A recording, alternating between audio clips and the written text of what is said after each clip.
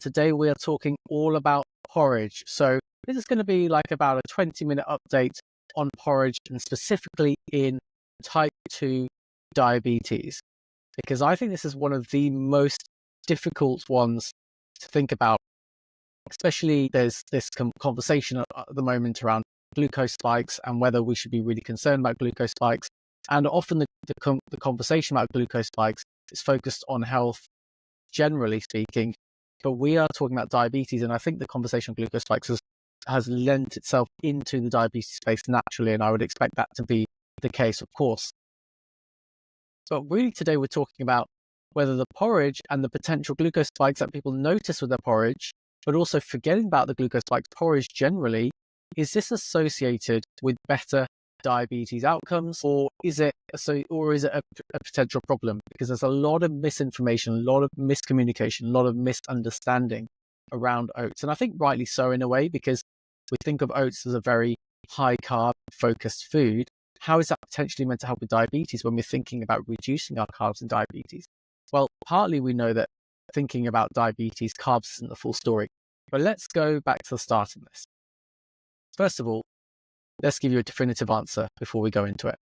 The answer is based on very large numbers of people, meta-analyses, systematic reviews.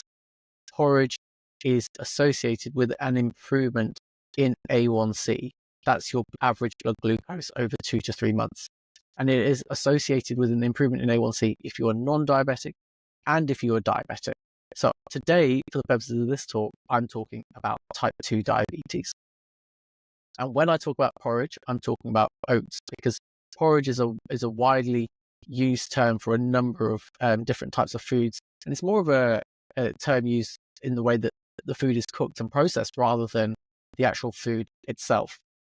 So regular oat consumption has been linked to a reduced all-cause mortality, as well as reducing A1C in type 2 diabetes, with some studies suggesting a 22 to 24% reduction in death risk for individuals with high oat intake. That's actually huge when you think about it. But these effects are attributed to the combination of the fiber, the antioxidants, and the nutrients in oats, making them a key food for long-term health and disease prevention. Now, it's very hard for me to then take that on board and then feel converted. But as we go through this conversation, that's hopefully what we'll be doing. So we're talking about the different types of porridge, different oat types, what's in oats, beta-glucan fiber, which is the secret fiber within oats. Think about it again in context of diabetes, the ideal portion and preparation if you are to use oats, trying to reduce those sugar spikes, and then thinking about any potential concerns about this as well. So it is a beloved breakfast for many people, but the grains used vary by region. So in the UK, oats are the standard, and they're valued for their nutrient density. And I think generally speaking, culturally wise, when we think about porridge in the UK, oats is that standard. But across Asia, rice tends to be much more common, often called congee.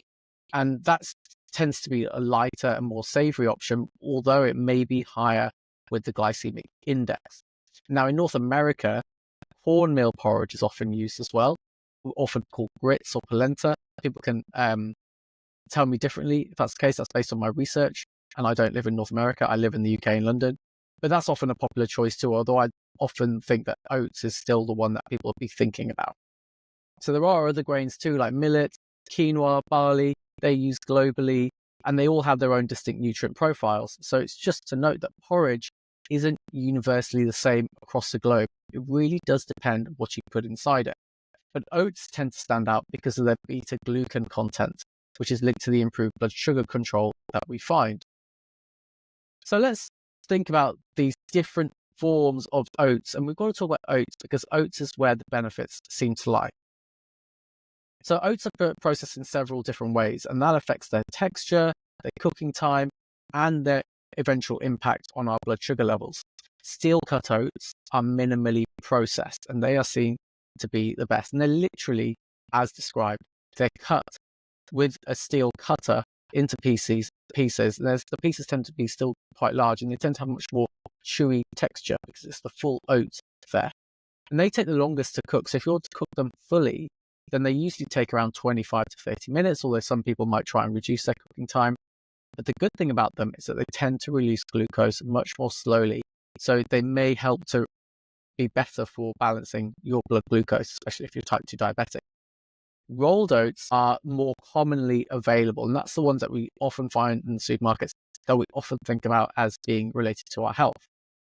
That's just because the steel cut oats, I think, are generally less available or less known about.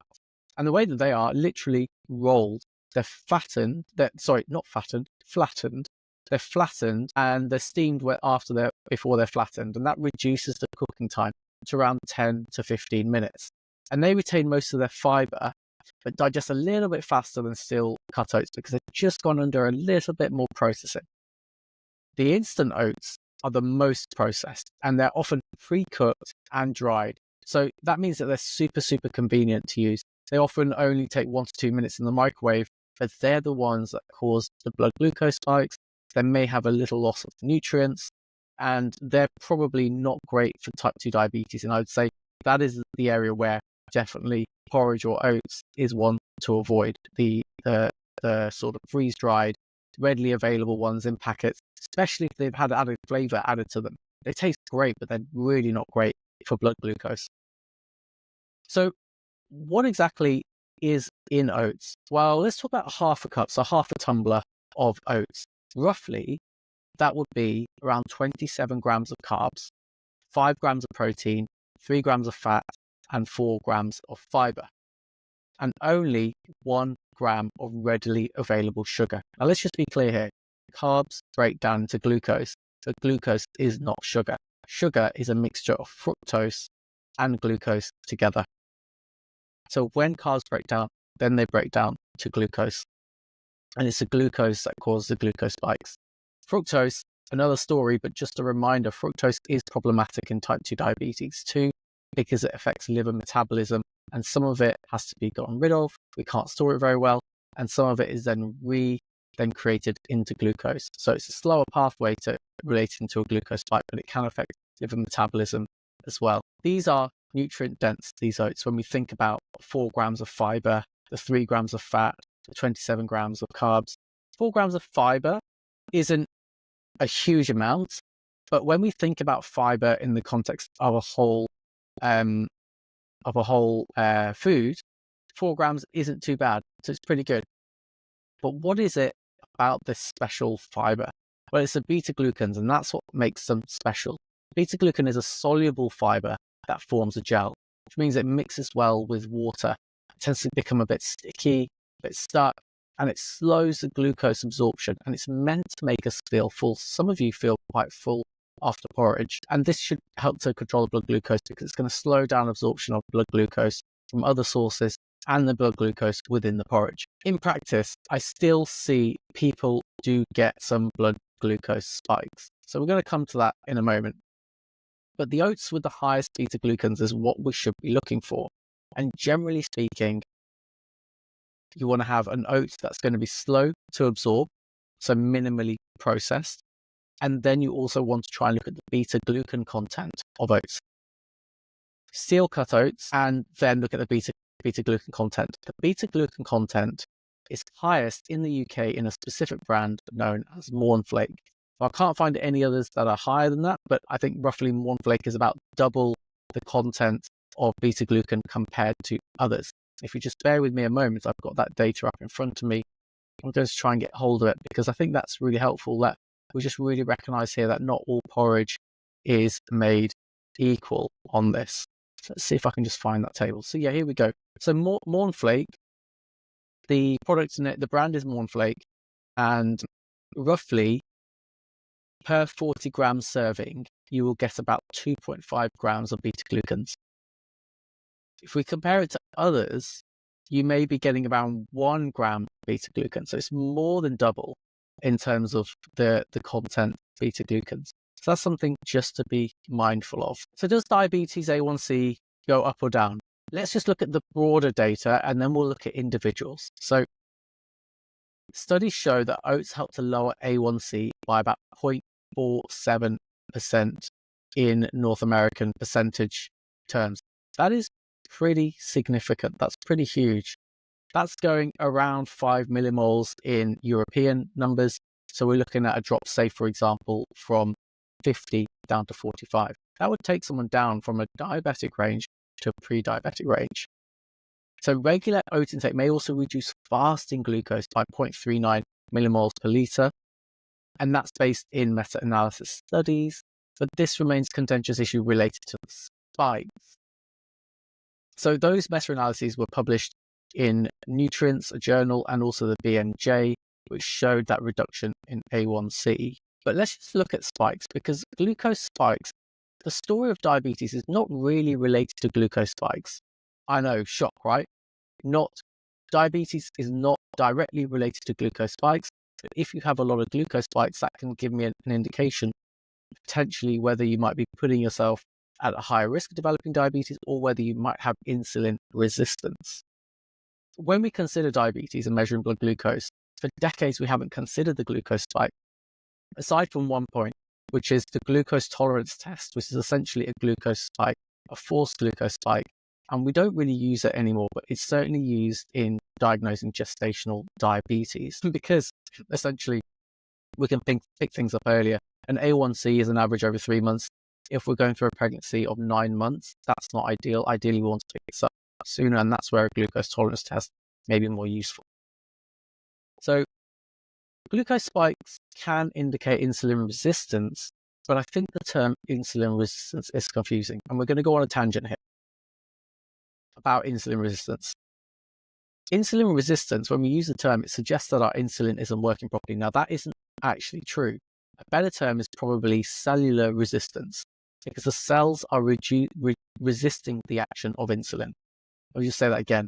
A better term is probably cellular resistance because the cells are resisting the action of insulin. And that's because they have less receptors for the insulin to latch onto. If the insulin have less receptors to latch onto, then they can't open up the channels into cells to allow the glucose to enter. Essentially, the glucose takes a lot longer to be stored into cells. The cells are in effect full, and they're saying, no, we don't need any more glucose. So we are really going on a tangent here. But glucose spikes are less directly relevant to diabetes, but are related to another process called advanced glycation end products, or AGEs. Advanced glycation end products are associated with other conditions seen with less severity, but essentially can increase the risk of things like cataracts or skin aging. And that's because AGEs, or AGEs, they're associated with like sort of what we can think of as like an internal browning, an internal cooking of the body. When things have lots of AGEs, they're cooked and they're browned. And that's one of the reasons why as we get older, the color of our insides, if you were to do an autopsy or to cut someone open, is browner compared to someone who is much younger. So let's stick to diabetes. We have to ask ourselves, what is causing the insulin resistance and therefore the glucose spike? Well, we've worked how it's related to cellular resistance or something going on at cellular level. So let's just dive in there. When we have excess glucose, it is stored as fat. There's only so much capacity each cell can take, and this may be in part determined genetically. And as we get more full of fat within cells, there is less space to accept more glucose. We have the fat stored very effectively, much more efficiently and safer than storing it as glucose, which is a volatile substance. So we can't really store it as glucose. If we're thinking the cells are really full and it's the fat, well, what's leading to too much fat? Well, it's the glucose turning into fat, it's the fat remaining as fat, and it's a protein turning into glucose, then turning into fat. Remember, these are all complex molecules, so we don't just think of these as three things. There are multiple different types of carbs. There's 20 different amino acids, which are the different types of protein, some essential, some non-essential. And non-essential meaning that we can make it ourselves. Essential means that we have to get it from external to ourselves. And then there's multiple different types of fat. It's not just saturated, polyunsaturated, and monounsaturated. There's more types within that. So glucose is a problem with excess calories. Yes, but only if we look at what's coming in. So metabolically, that's where other issues take precedence too internally. So we thought about what's coming in, that's the food, but also we'll think about the exercise. So how that deals with glucose production and storage in the liver and getting rid of that excess glucose, which you can think of as our loaf of bread, the glycogen within the liver. Glycogen is like lots of glucose stored together. And then the use of mitochondria, which is part of energy use and how we use fat instead. Weights and cardio both are really effective in helping us with that. using weights, using resistance exercise, increase our muscle mass means that we've got more place to store our glucose. Fasting, limit times for our bodies to turn to storage and allow our body to use up the energy that we've stored. Sleep impacts on our appetite regulation and hormones. Stress, cortisol release, again, it impacts on hormones, including appetite. Depression and anxiety, there's a link between that and developing diabetes. And with diabetes, there's a link of having a high risk of depression and anxiety. It works both ways. And then also gut microbiome and signaling. And what about your fiber intake and your overall general level of food quality? All important. So what's the right portion of porridge or oats? So I would say a third to half a cup, which is about 30 to 50 grams. Maybe that's slightly less than 30 grams. Portion is ideal for managing blood sugar. So steel cut oats, measuring portions may help to avoid spikes. I would suggest make it runny. We're so used to having this really thick porridge. Actually, if you make it runnier, a little bit like a soup, and you make it warmer and hotter, it takes a lot longer to eat. You get the water with it. And then we need to think about what else are you putting into it? So if you put in some Greek yogurt for the protein, nuts, chia seeds to increase protein and fiber content, you could add berries for taste. That would add to fiber as well. And we know that berries are less likely to cause glucose spikes than tropical fruits. Make sure you keep in the skin. The skin is really key for fiber. And using, like what I said, water or milk together combined, that can make it a runnier taste. If you're using just milk, the lactose is breaking down also into a form of carbohydrate too. You need to just be mindful lactose is a form of carbohydrate. And then some people like to add in kefir as well for some of the potential gut microbiome impacts. But if it's too hot, then you're going to kill off the good bacteria.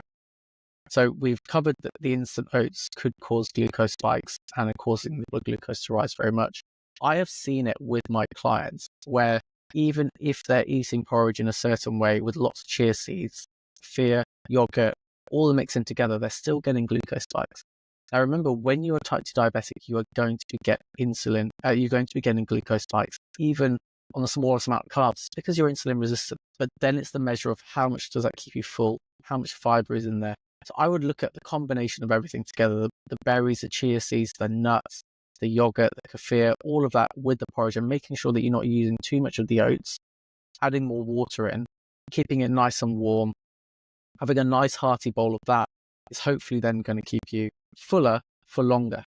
I would suggest using the oats, because the thing about the oats is it's also associated with reduced cholesterol as well. So it can lower LDL cholesterol by binding to bile acids, which are then excreted by the body. So when we think about LDL, it's basically fat. So if we're getting rid of more of that fat by the body, then we're reducing our cholesterol, and it seems to be reducing the bad cholesterol too. So we know that porridge, independent of diabetes, can reduce cardiovascular risk too. Wearing a continuous glucose monitor can be helpful. Playing around with the porridge, trying to get the best combination for you, can be really helpful too.